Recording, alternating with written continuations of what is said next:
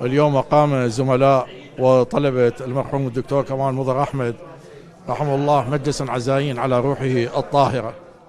ئەمڕۆ هاوپیشە و خوێندکارەکانی دکتۆر کەمال مەزهەر ئەمڕێ ڕۆسمیان ڕێخست بۆ گیانی پاکی بۆ ئەوەی هەڵوێستە نیشتیمانی ڕاستگۆکانی وەبیر بهێننەوە. ئەمڕۆ باس لە هەواڵە زانستیەکانی کرا لەگەڵ خوێندکاران دەیدا بۆ ئەوەی بە شێوەیەکی زانستیانە ئامادەیان بکات. هیوادارین سەرۆک کۆمار دەستپێش خەریک بکات بۆ دامەزرانی کۆربەندێک بە ناوی دکتۆر کەمال مەزهەر بۆ ئەوەی ئەو ناوە لە هەزرینەوەکانی عێراقدا بمێنێتەوە. حتى يبقى هذا الاسم خالدا في ذاكرة الأجيال العراقية.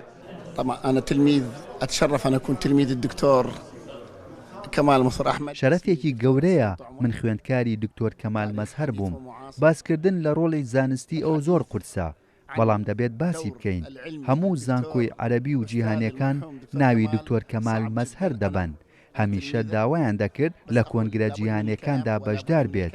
لە ئەمریکا و بەریتانیا و ئێران و وڵاتانی عەرەبی و ناوچەکە هەموو زانکۆکان پێویستیان پێێتی، پێویستیان بە کتێب و توێژینەوەکانێتی، ڕۆڵی بەرچاوی هەبووە لە خزمەتکردنی مێژووی عێراقدا.